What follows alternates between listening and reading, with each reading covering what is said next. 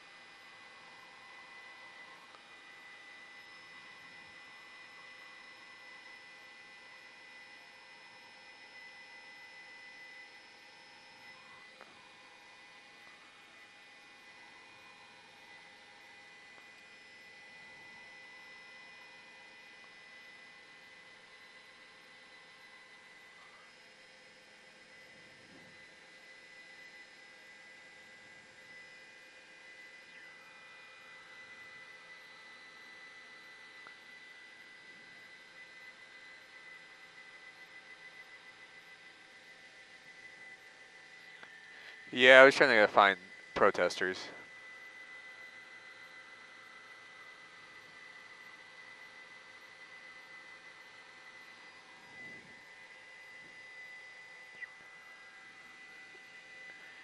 Yeah.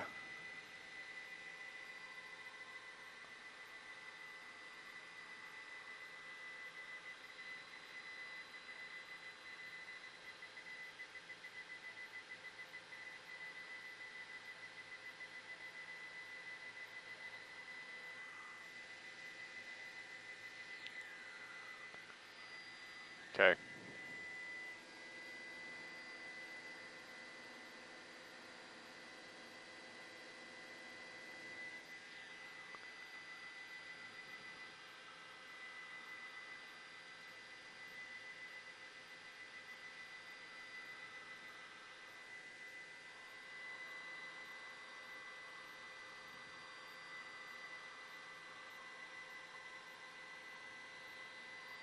No, you're fine like this. That's good.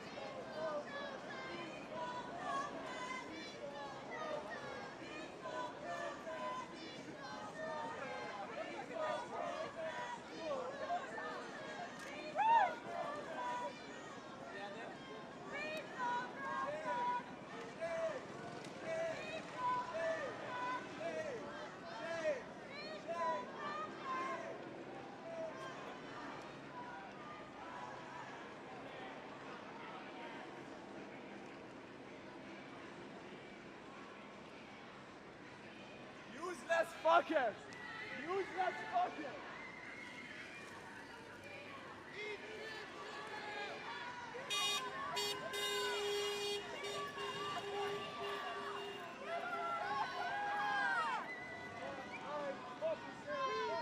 Fuck us and fuck you too! Fuck us and fuck you too! Fuck us and fuck you too!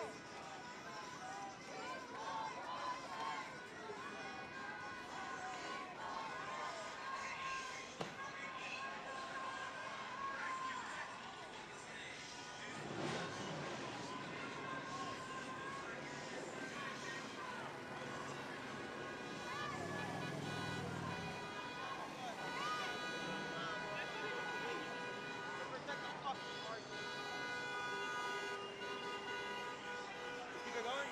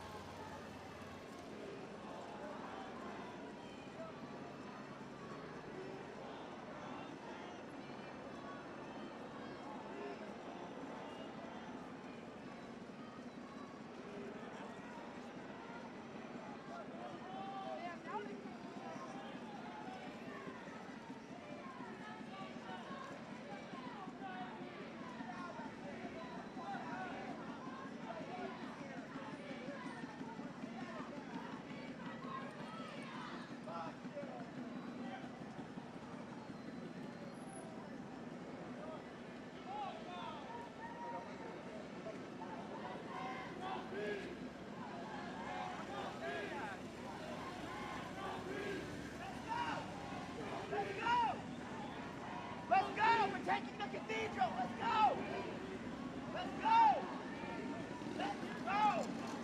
Let's go! Let's go!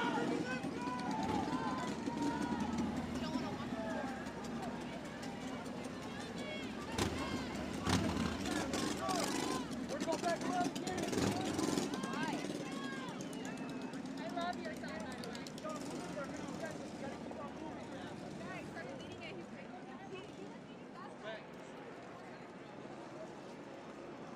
They can't say you're violent if you're walking, bro. Just keep on pushing.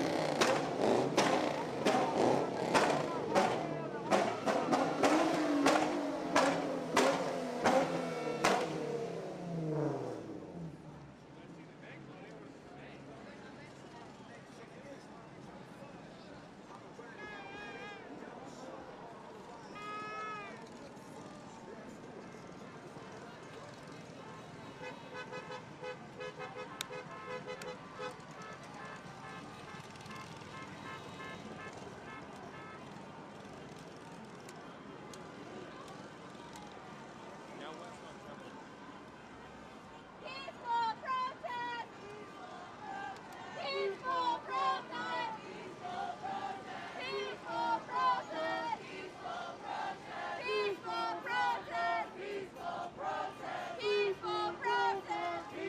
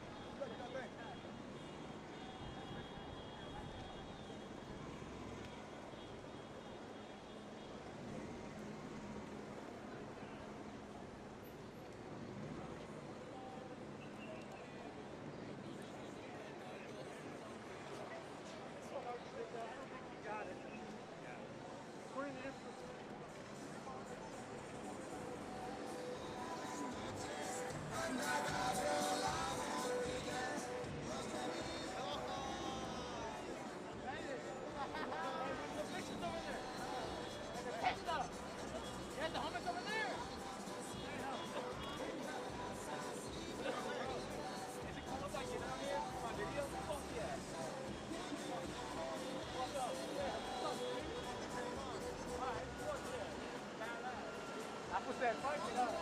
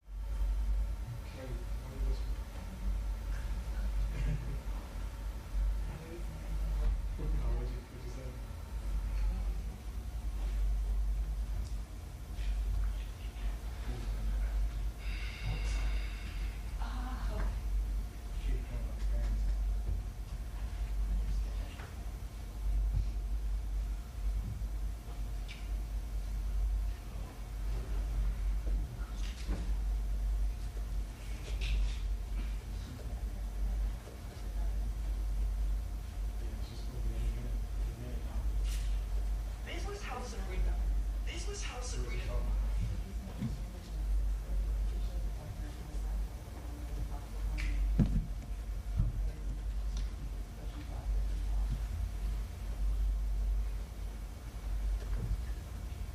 faxed it out with TOC.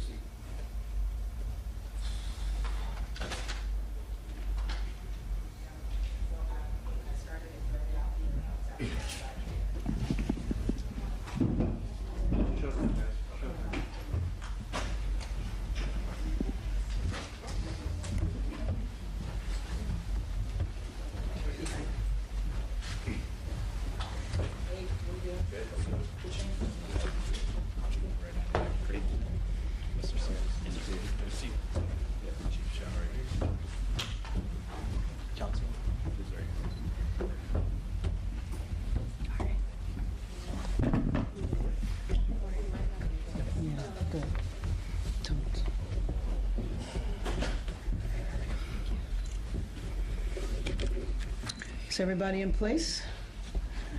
Okay, thank you. Good evening, everyone. I wanted to let the city know that I have declared a local emergency and issued a curfew for downtown Los Angeles to stop the vandalism, to stop the looting. Many businesses have now been affected by and has caused significant damages to businesses and a number of properties. So my message to you is, if you do not live or work in downtown LA, avoid the area. Law enforcement will arrest individuals who break the curfew, and you will be prosecuted. Hundreds of officers from police and sheriff departments from across the region and state are working alongside LAPD through a unified command structure. The curfew will be in place tonight from 8 p.m. until 6 a.m. I want to thank the governor for his partnership and especially thank our state and local leaders and deputies, officers and deputies who are working tirelessly. So curfew guidance, again, it will begin at 8 p.m. tonight and go until 6 a.m. tomorrow. I will consult with elected leaders and law enforcement officials tomorrow on the continuation of the curfew, but we certainly expect for it to last for several days. The curfew area will be between the 5 freeway and to the 110 and the 10 freeway to where the 110 freeway and 5 freeway merge. You look at the map and you can see that the city of Los Angeles is a massive area, 502 square miles.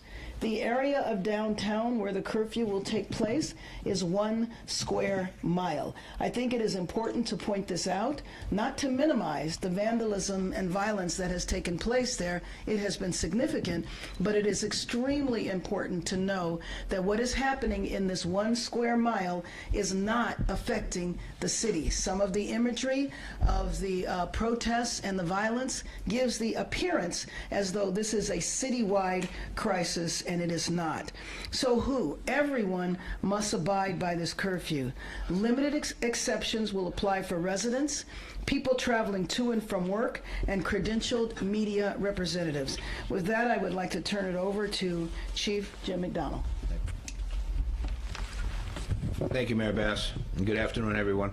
As the mayor stated, a curfew for the impacted area shown here will go into effect tonight. And I want to be absolutely clear that if you're within that designated curfew zone between the hours of 8 p.m. and 6 a.m. And are not exempt under the order, you're going to be subject to arrest. The curfew boundaries are as follows: from the 5 freeway to the 110 freeway, and from the 10 freeway to the point where the 110 and the 5 merge.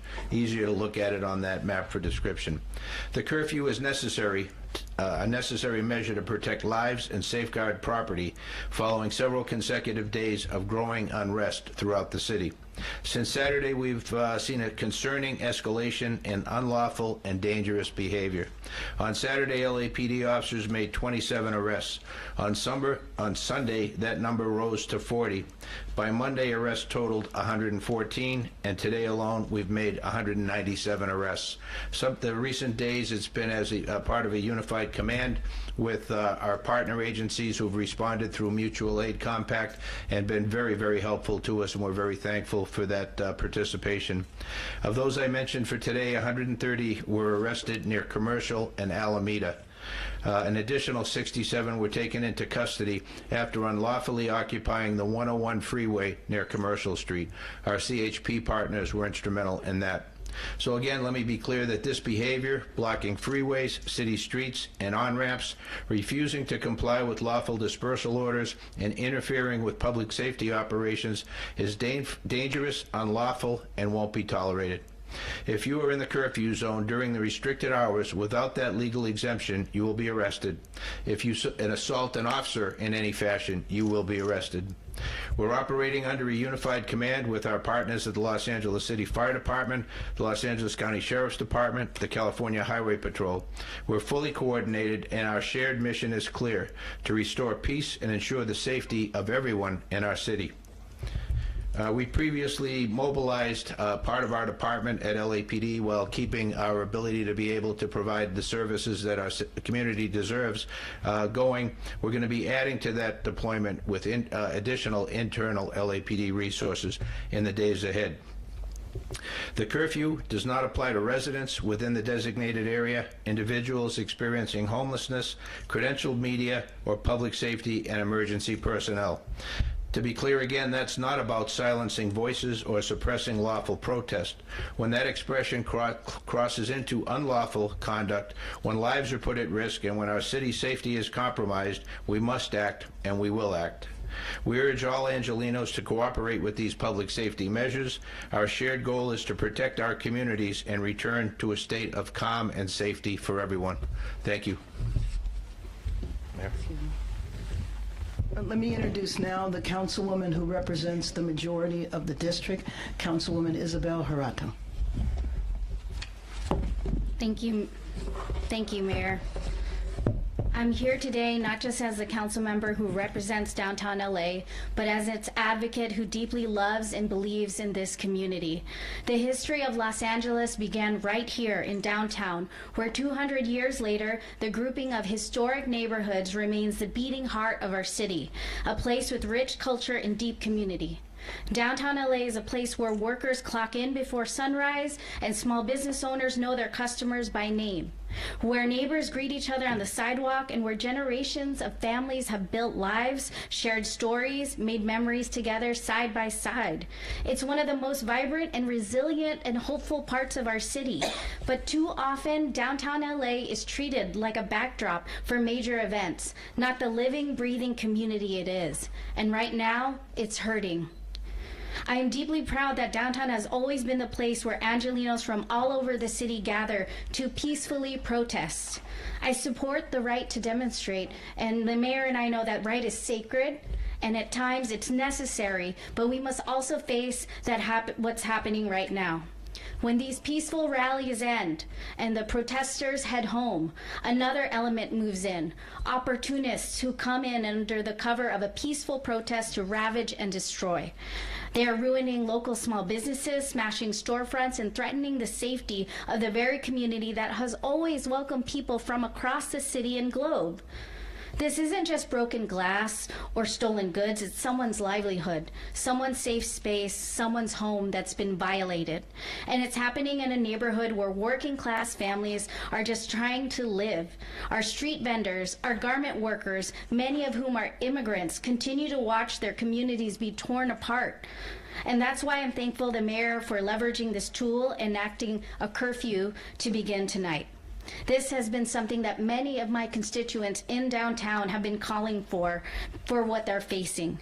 This curfew is not about silencing protests. It's about protecting people and ensuring that the local residents, small businesses, our families, our elders, and our workers are not left vulnerable to those who come only to destroy. What happens in downtown reverberates all throughout LA, and when we protect downtown, we protect our city. And we're investing in its future, and we invest in our shared future. So to my colleagues and to our residents and everyone watching, downtown LA is not just a center for the First Amendment expression, it's a community. It's a home, and the people in its deserve our protection and care. That path ahead may be uncertain, but our responsibility to protect and uplift this neighborhood is not. I want to close this message from my constituents so that you hear them loud and clear. Downtown LA is home. Please keep it safe, and let's keep each other safe. Thank you, Los Angeles. Thank you very much, Councilwoman. I'd now like to introduce Nella McCosker, who is the CEO of the Central City Association. We were having conversations this morning about a couple of things. One, the ongoing problem with violence, but also the need, when all of this subsides, is to repair and restore downtown Los Angeles, especially the businesses and properties that have been hit with graffiti. Nella McCosker. Thank you, Mayor. Thank you, Chief. Thank you, Council Member. The swift action today to take a look at and examine how this curfew could be put in place is a good example of the leadership we see and continue to need for downtown. CCA, or Central City Association, represents businesses, institutions, nonprofits, the fabric of downtown Los Angeles that also represents the wider city. And it is the case that downtown is a neighborhood. It is the case that downtown is where immigrant-owned businesses try to operate and thrive. And so we can differentiate between downtown being a place to gather, to have your voice be heard, to peacefully protest, and the actions that we've seen each evening since this occurred in the last few days. So thank you for applying this tool. There are others certainly that we could look at as well, but hopefully Angelenos rally together in support of this really important section of our city because of the symbol and of the benefits it provides to everyone across Los Angeles. Thank you. I'd like to open up for questions, but before I acknowledge Dr. Earl Suthers, who is the president of the Los Angeles Police Commission. Let me just say also that we did not hear about any raids that took place today. The problem is that we don't know how long these raids are going to go on. If they're going to go on for 30 days, that's what the rumor is. And if we want to see our city peaceful again, I will call upon the administration one more time to end the raids. With that, let's open it up for questions. I have a question for Mayor Bass and for Councilmember Jurado. For the mayor, what changed today that made you think that the curfew was now necessary? Last night was definitely not the first night where graffiti and vandalism and some violence were happening in the city, so why did you decide now that it was time for the curfew? And for Councilmember Jurado, after you called certain elements opportunists, ravaging and destroying the community, one of your staffers was arrested downtown, and now there's a curfew in your district, and I was wondering if you could speak a little bit to that and how you're feeling about the situation with one of your staffers. Let me just say that a curfew has been in consideration for several days, but clearly after the violence that took place last night, 23 businesses looted, and just the extensive, widespread nature of the vandalism, we reached a tipping point and declared a state of emergency and called for the curfew. Oh, I'm sorry. Thank you for that question. Yes, I'm aware of what's happened to my staff member. They're on unpaid leave right now. I hold my staff to the highest standards while I wait to see due process, and so we'll see the outcome of that. But I see that as separate and apart from a reaction to what our constituents want in the city and how this type of opportunism has escalated between yesterday and the day before. And, you know, frankly, I admit my humility here and my beginnerness in that I'm new to downtown, but our downtown stakeholders have seen this multiple times over and had to basically develop their own strategies, and they saw the warning signs of how this could get worse, and they knew from past experiences that curfews have been ways in order to stem this and to calm the city once again, and it's but one tool that we can execute at this time. We're going to go right here and then we'll head over. Thanks. Yeah, Mayor Bass, I know that you were referencing that there have been 23 businesses that have now been damaged, broken into, looted, looking at videos of the Apple Store and Adidas. Any sort of estimate of the cost of damage at this point with all this vandalism? And also, what is the latest on the Marines arriving here, and has there been anything else about what their mission will be? So there is not a financial estimate right now, unless Nella has one. In the case of, Do you want to? it's millions. In the case Yeah. of some of the larger, retail stores, it's in the millions. But I don't know of the 23 what the total is. And I think it's really hard to estimate the vandalism from the graffiti. It's just widespread. I know that you have seen it. And as far as the Marines arriving Oh, here, I'm sorry, you did ask that question. Who knows? I mean, I don't know if you know, Chief. I mean, the bottom line is that we're not told. Basically, we have to operate on rumors. So rumor has it that there's 700 Marines that are going to come here. I have no idea what they would do when they would get here. Right now, we have 100 National Guard whose sole mission is to protect the federal building downtown. That's 100. There's another 100 in Westwood protecting the federal building there, and I haven't heard of any protests that had anything to do with ICE taking place at the Westwood federal building, unless you have, Chief. Right. So we just don't know. And I think that's a problem with the administration, because to come in such a massive way and to make the announcements that all of this was going to happen and then not communicate with the local jurisdiction as to when, what, how, why, is really problematic. We're going to go to Craig and then we'll head over there. Mayor, you mentioned at the beginning of the press conference the curfew to be in this evening, dusk to dawn. 8 p.m. tonight. Okay, 8 p.m. tonight until 6 a.m. 6 a.m.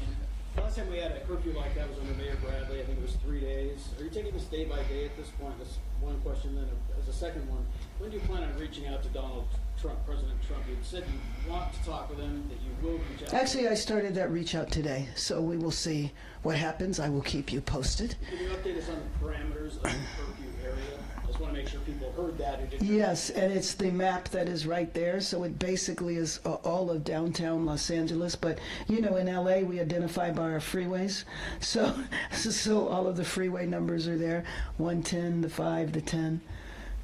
This is the area where the protests have been focused. Yes, and actually that's a broader area that the protests have been focused. You know that the protests have been limited to about 5 streets in downtown Los Angeles, and again, that's why it's so important to let the people know this is not all of Los Angeles. If you put downtown Los Angeles in the context of the overall city map, you see how big it is. 1 square mile compared to 503 square miles. Mayor, in terms of what the federal authorities are doing, I know you're saying they're not telling you when they're going to be doing these various raids.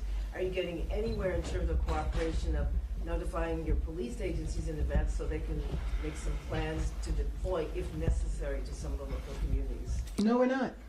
No, we're not.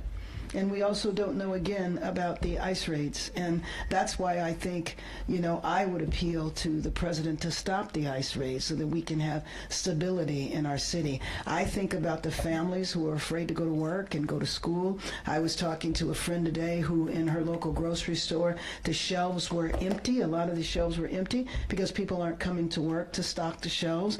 We have to look at the contribution that the immigrant population makes to our local economy. And you know that there are some industries that are the majority are immigrant labor. And so when you frighten immigrants and they don't want to come to work, you are hitting at the heart of our local economy. The nannies that can't show up, the gardeners that can't show up. That impacts households in a way that I don't think people often realize the extent. Any other questions? Yeah, Mayor Bass, I don't know if you heard earlier, the president referred to that it would look similar to how it did back in January with the LA wildfires if you didn't have federal law enforcement here.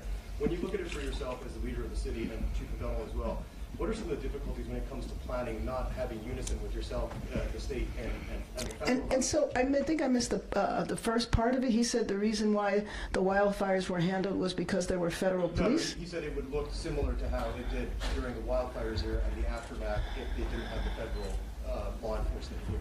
Yeah, I don't know, Chief, maybe you want to respond to that. I don't think that question, and sometimes what the president says, it's difficult to kind of understand.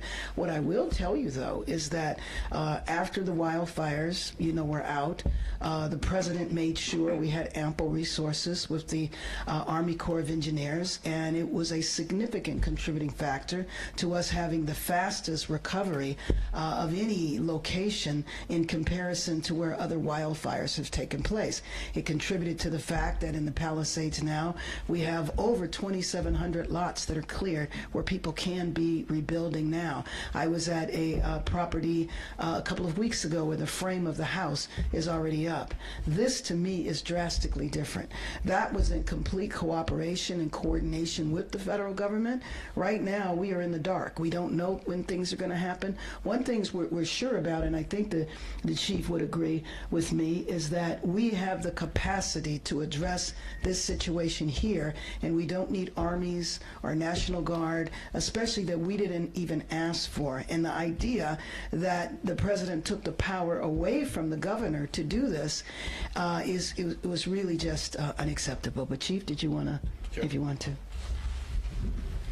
Thank you. To that issue, we have a protocol in place that we use, and when we are dealing with something like this where it takes some resources away from our regular patrol duties and ability to provide the service we do, we mobilize the department, and so that brings in people from vacation and our days off and allows us to use them. We've mobilized the Office of Operations, the biggest part of the department, and our motor officers. We're looking to expand that with additional officers from within. We requested through the Sheriff mutual aid, which then is coordinated by the Office of Emergency Management in the state, Emergency Services, with the sheriff, and they bring in then surrounding communities and in this case counties to be able to help supplement our resources to deal with the issues at hand. They are tremendous partners. We've worked very closely together for the past couple of days now, and I think we have seen a significant improvement in things, and we will continue to watch for that as we move forward. We're hopeful with this curfew that'll give us additional tool as well to be able to bring this chapter to a close. When we heard from you this weekend, you mentioned officers being overwhelmed and you needed to get into a position where you could make large-scale arrests, and that you were considering, that you said it was really too early to determine whether or not the National Guard was necessary on the city streets. Given what you just said, have you reevaluated the potential need for the National Guard? Yeah, and the I guess the sequence would be, as I mentioned, we request mutual aid, partner agencies from throughout, in this case, the 7-county area. The next step then, if we weren't able to handle the issue, is to request through the sheriff to the governor and the emergency OES at the state National Guard to be deployed. We are nowhere near that. In this environment, we believe we can do what we need to do with the resources that we now have access to, and I think we've seen a dramatic increase in arrests over the last couple of days. I believe that will continue, and that will help bring some order to what we've seen in the past few days. So, no. Hey, Chief, what does it mean? I'm seeing where the Emergency Operations Center at level 2 activation. What does that mean to the people of LA to know we're at level 2? Yeah, there's, anybody want to, yeah, go ahead. Probably more specifically, Choi. Chief Chow, that's okay. Blake Chow from Office of Special Operations. So just like our Department of Operations Center across the hall, when we get into a emergency that needs to be managed, the EOC can be pushed up to a level 2, and that means all the other city departments that work for the mayor come in and have a rep here, and we're able to coordinate city response to anything that's going on within the city. That's what level 2 is. Let me also just add to your question that you were asking. You know, now that the president has taken over authority of the National Guard, Chief, when you were describing the way it should go, now that has been disrupted, and I think that that's important. I know one of the things that the chief said that we're going to focus on is trying to gather as many local resources as possible, and that includes Los Angeles police officers and trying to bolster the officers that will be stationed downtown, because downtown is where the crisis is right now. Yes, any other questions? All right, thank you very much. Thank you.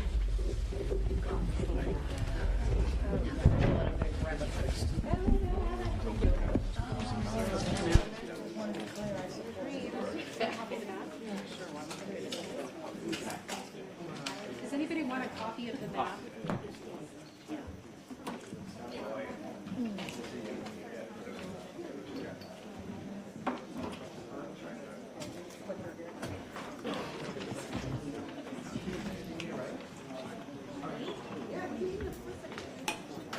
You're welcome. So of course, if there's anything else you need, just let me know. So good on TV.